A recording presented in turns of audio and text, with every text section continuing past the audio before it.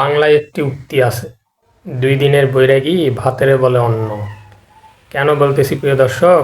আমাদের এনসিপি, আমাদের যে আপনার ২৪ সালের যে ৫ই আগস্টে যারা মানে দাবি করে অভ্যুত্থান ঘটিয়েছে, যেসব মানে রাতারাতি যারা একদম আপনার হইতেছে এখন কোটিপতি হয়ে গেছে, একদম বীর হয়ে গেছে, এমন আসলে তাদেরকে ছোট করা আমার উদ্দেশ্য নয়, বাট তারা এমন কিছু কথাবার্তা বলতে বলতে মানে একবারে জনগণের কাছে হাস্যরসে পরিণত হয়ে গিয়েছে।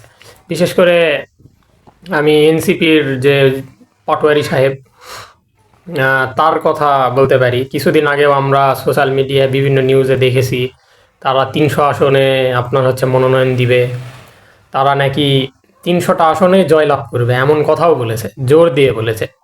মানে আসলে তাদের কথার একটা যে ওয়েট থাকতে হবে একজন নেতা, তারা যে এরকম ৫ই আগস্টের একটি আন্দোলনের মাধ্যমে যে তারা উঠে এসেছে, তো তাদের কথার তো একটা ওয়েট থাকতে হবে জনগণের কাছে।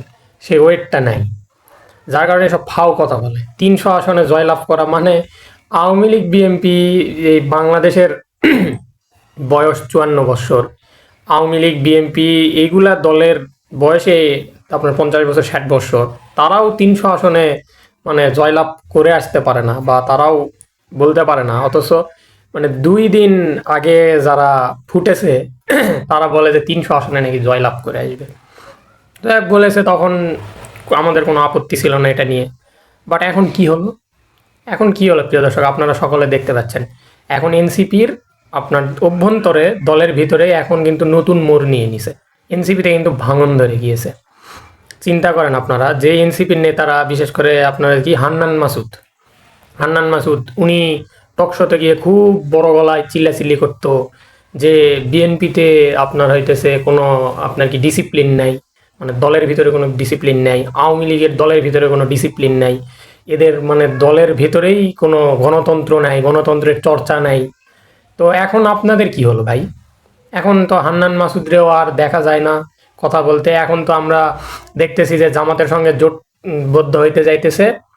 তো কি এখন আমরা দেখতেছি যে এটা নাকি নাহিদ ইসলাম এবং পাটোয়ারি সাহেবের নাকি একক নেতৃত্বে, একক সিদ্ধান্তে এইটার জামাতের সঙ্গে যাতে জোটবদ্ধ না হয়, এইটার জন্য ৩০ জন এনসিপি নেতা, যারা মানে এনসিপির আপনার হইতেছে প্রতিষ্ঠাতা সদস্য, তারা এরকম ৩০ জন নেতা নাহিদ ইসলামকে চিঠি দিয়েছে যাতে জামাতের সঙ্গে জোটবদ্ধ না হয়।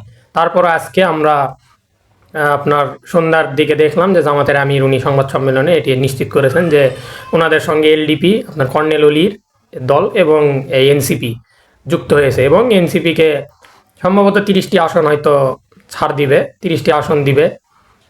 তো এখনও হয়তো এটা শিওর না, তবে বলেছে যে এটা শিগগিরই শিওর হয়ে যাবে। তবে এনসিপি এবং এলডিপি যে জোটবদ্ধ হয়েছে এটা নিশ্চিতভাবে এটা জানিয়েছে।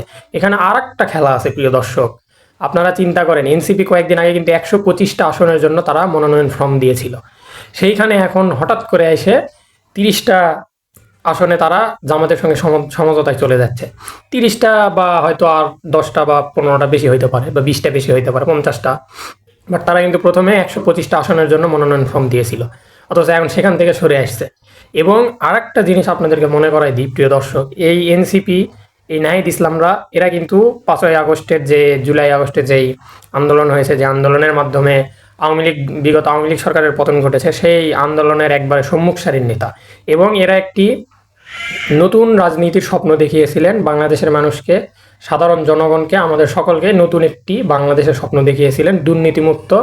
এবং কি দলীয় যে প্রভাব থাকে আমাদের দেশের রাজনীতিতে, প্রত্যেকটা সরকারের আমলে যে জিনিসটা থাকে যে প্রত্যেকটা জায়গায়, স্কুল কলেজে, মানে প্রত্যেকটা জায়গায় যে একটা সরকারের বা সরকার দলীয় মানে নেতাকর্মীদের একটা প্রভাব থাকে, এইটার বাইরে গিয়ে নতুন বন্দোবস্তের একটি কথা বলেছিলেন।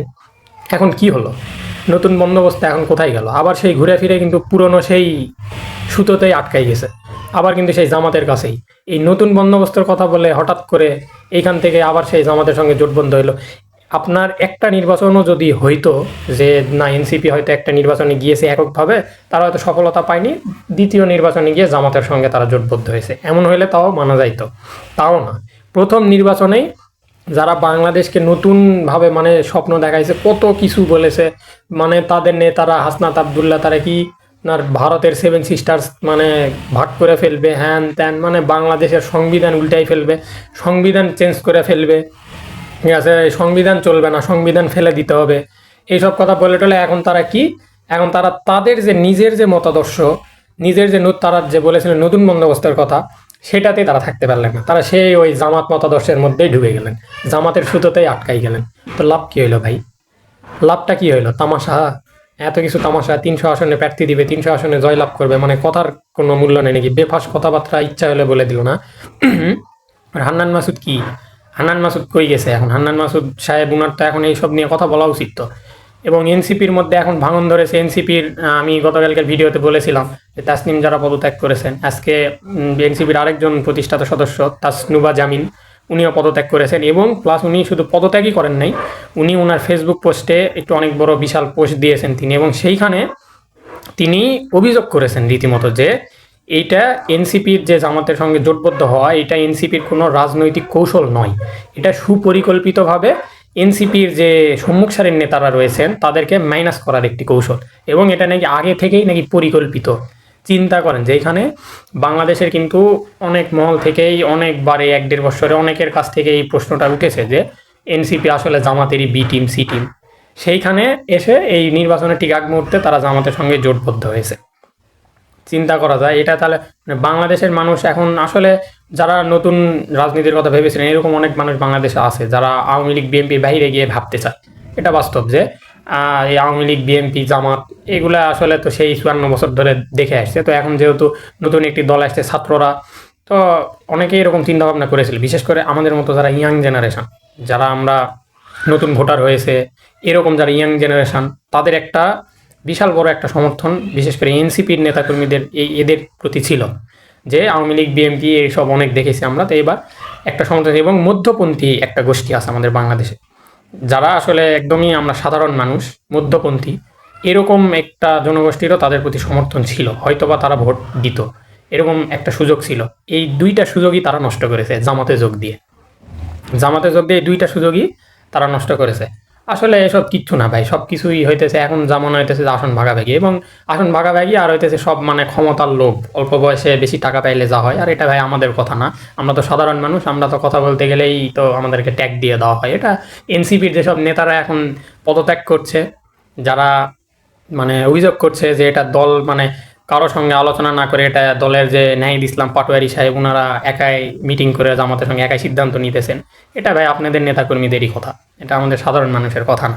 আসলে বোঝা হয়ে গেছে এটাই হইতেছে আপনাদের নতুন বন্দোবস্ত। আপনারা যে বাংলাদেশকে কতদূর নিয়ে যাইতে পারবেন আর কত কি দিতে পারবেন, এটা জনগণের বোঝা শেষ, এটা আর বোঝার কোনো বাকি নেই।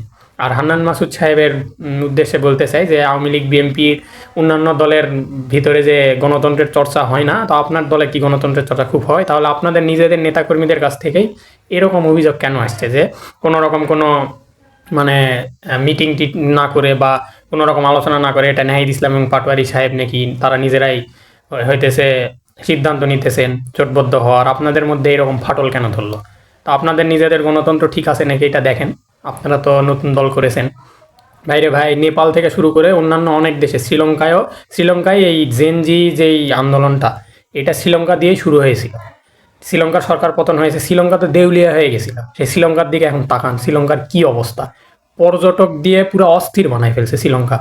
পর্যটন মানে দেউলিয়া থেকে শুরু করে কত দেশ মানে তাদের কাছ থেকে মানে টাকা পাইতো, যে তাদের আপনারা যে ঋণ নিয়েছিল শ্রীলঙ্কা যখন দেউলিয়া হয়ে যায়, তখন আমাদের বাংলাদেশও কিছু টাকা হয়তো ঋণ দিয়েছিল, সবার টাকা ফেরত দিয়ে দিয়েছে। প্লাস দেখেন এখন পর্যটক দিয়ে পাগল বানাই ফেলছে শ্রীলঙ্কার উন্নতি দেখেন, উন্নতির দিকে তাকান, শ্রীলঙ্কার দিকে। কয়েকদিন আগে নেপালের দিকে তাকান, নেপালেও কতটা ভয়ঙ্কর অবস্থা হয়েছিল, আন্দোলনের মধ্যে যে সরকার পতন হয়েছে। বাট ওটাও জেএনজি আন্দোলনই ছিল, ছাত্রদের আন্দোলনই ছিল। ছাত্ররা কি করছে, আমাদের দেশের মতো ছাত্ররা এসে গদিতে বসে যায় নাই। ওই দুবাই এখন তো কত মানে দুর্নীতির, এসব তো আবার বলা যাবে না, এখন তো বলতে গেলেই আবার ট্যাগ লাগাই দিবেন। ঠিক আছে, টাকার গরমে মনে করেন যে একবারে চেয়ারের এতই গরম যে আর গরম আর সামলাইতে পারতেছে না। ঠিক আছে, টাকা কই রাখবে সবাই, আর জায়গা নেই। পিএসটিএসও এখন নাকি 200-600 কোটি টাকার মালিক, মানে 200-400 কোটি টাকা ছাড়া কোনো কথাই নাই, কোনো হিসাবই নেই, এরকম অবস্থা। ঠিক আছে, তো ওগুলো দেশের ছাত্ররাও ছাত্র, আমাদের দেশের ছাত্ররাও ছাত্র। তারাও ওই কলম দিয়ে ওই খাতাতেই লেখে, আমরা ওই কলম দিয়ে খাতাতেই লিখি। তারাও বই পড়ে, আমরাও বই পড়ি। কিন্তু আমাদের দেশের যে ছাত্ররা আন্দোলন করেছিল তাদের পার্থক্য, আর নেপাল শ্রীলঙ্কার যে ছাত্ররা আন্দোলন করেছিল তাদের পার্থক্যটা দেখেন, এবং এই পার্থক্যের মধ্যে দিয়ে দেশের পার্থক্যটা দেখেন।